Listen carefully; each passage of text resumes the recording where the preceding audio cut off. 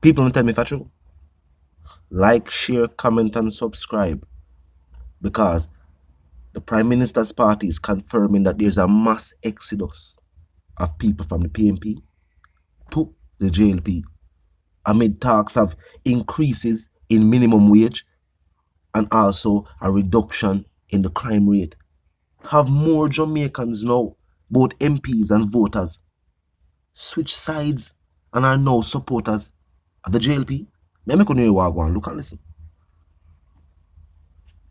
So labor rights, there is a mass exodus going on from the PNP to the JLP. Take it, so me tell you, labor rights, more and more with each passing day, with each passing week, with each passing month, more and more people who had previously lent their support to the PNP, who were previously members of the PNP, are seeing the light, are seeing the performance and the results before their eyes, and are coming over to join the JLP labor rights.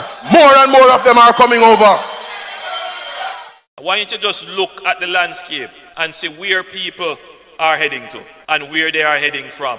You know, people are heading to the Jamaica Labour Party. Whether it is from Hanover, Westmoreland, Manchester, St. Ann, wherever you look, because you have toxic people over there and toxic situation. Over here, we have order, principles and respect. We have a better politics. So better politics makes better policies, and better policies make better people. Better people are always attracted to better politics. The PNP's former caretaker in Central Kingston is amenable to the JLP. Lawrence Rowe is essentially supportive of us. One of the PNP's most vociferous and strident bloggers and vloggers some years ago, Natalie Stack of Jamaica Politics Uncovered. She is now supportive of Holness and the JLP. Craig Oates over in Hanover Eastern has since come over to the JLP. Ken Kalame, of course, is the former PNP caretaker in the Caldwell division of the Eastern Hanover constituency. He has since come over and has seen the light. In more recent days, Christopher French of the Alexandra division for the PNP in Southwest St. Ann has seen the light and has come over to the JLP. And labor rights, we are Jamaica's party. We are a welcoming, hospitable and loving set of people. And so we have room under this great tent of ours, under this great umbrella called the Jamaica Labour Party, for all of Jamaica labor rights. So whether they are former PNP, whether a man is no P at all, whether a man is a disgruntled PNP, yes, or a disgruntled NDM or former NDM, whatever they are, we welcome all Jamaicans to join the prosperity train and get on board, because we are transforming Jamaica labor rights. Now, it seems as if the government was strategic. We did. The opposition say them they don't want to talk about their plans going forward because they don't want the government to implement or use those plans before them can use them. The government seemed to have another strategy. The government seemed to have had the foresight that the closer it gets to an election date is the time when you have to pull out all the stops, so to say the least. Meaning, as it begins to get closer to a general election, we hear the government say they're going to increase minimum wage. Yes, the government is saying, Ms. Favour Williams found out and said there will be an increase in minimum wage. Now, of course, the opposition has also promised that when they are the government, they're going to do it. But you know what the key word in a sentence or a statement like that? When they are the government, them can't increase minimum wage now. You know who can increase minimum wage right now, today, this moment? The government in power. Now, there's been a reduction in crime.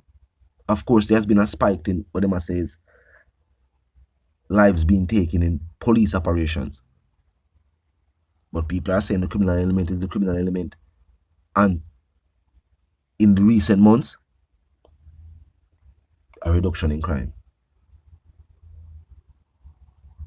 These are achievements where the government don't even necessarily need for campaign planning. Because a government, whether the election just win or the election is upcoming, governments normally like to publicize the fact that there's a reduction in crime, this with the economy, that is doing good, them a do this, these projects, them like to talk about what they are doing. So even if another full campaign is law enforcement are going to talk about the reduction in crime, news outlets are going to talk about the reduction in crime, it's almost like free publicity. Now with minimum wage, of course you still have people, strong supporters of the opposition. You have some people still say these things are situations like this and scenarios and the new plans should have been done before. They are just being done for the election. Of course you have people who think that. You still have people who think that. But they have to keep in mind, on the Jamaican island, you have people who, them and their families have been supporters for a certain party for decades now. Them support the party, them mother, them grandmother, them grandfather, from the party them exist, them family and their community have been supporters of these parties. And not necessarily these communities normally decide who win. Is what people in America call the undecided vote. The undecided vote are these new Jamaicans who have turned voting age recently. These new Jamaicans who don't grow up in these particular communities we have any strong loyalties. Of course, you will drive through certain communities in St. Catch, Portmore for instance. You have communities over there who have, them have them MP, certain party. But the people within the community aren't necessarily loyalists. People from all different walks of life live there. Same thing like in rural communities. You have loyalist districts. You have districts where them change MP frequently. From different parties too. Undecided vote. These are the people that if convinced and then vote for you, you win. And with these things where the government I don't know, some people are saying the government are win over the minds of supporters of the PNP. And people from over there switch over. MPs are switch over. Voters are switch over. You name it. It goes over true. Are they no successor? Are they over exaggerating? Is it one and two? Small few? Or is it a large group? Is this exaggeration? Now tell me, have you noticed more people in your community who are supporters of the opposition now being supporters of the government?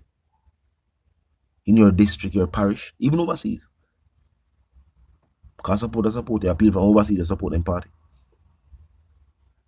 Has the Prime Minister regained new confidence from the people? Are we seeing more and more supporters of the opposition now supporting the government? And where the government has said them willing to accept them with open arms. Both voters and MPs and councillors, you name it, them willing to accept them with open arms.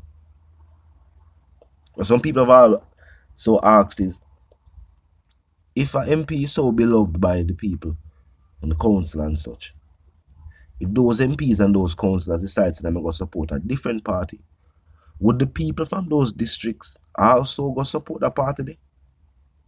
Seeing that in many instances, even though these MPs and these councillors are beloved by the people, them never grew up in these districts. Them just end up to represent the party in that particular district, and them just represent them for years now. But them not grow up there. Them don't really have strong ties to the community. They are not from that community. Them represent a party, in that community. Should something happen on that MP and that councillor who is beloved, as stated before, by the people, if him decides him go switch now, you feel like them people are going to switch with him? So ask. So ask. But talk to me in the comment section and tell me what you think. Of course, if you're new to the channel as a pass through, comment, like, share, and subscribe. And of course, until the reason again, my sentiments for you and yours, I want to live, love, and prosper, and also want to stay tuned.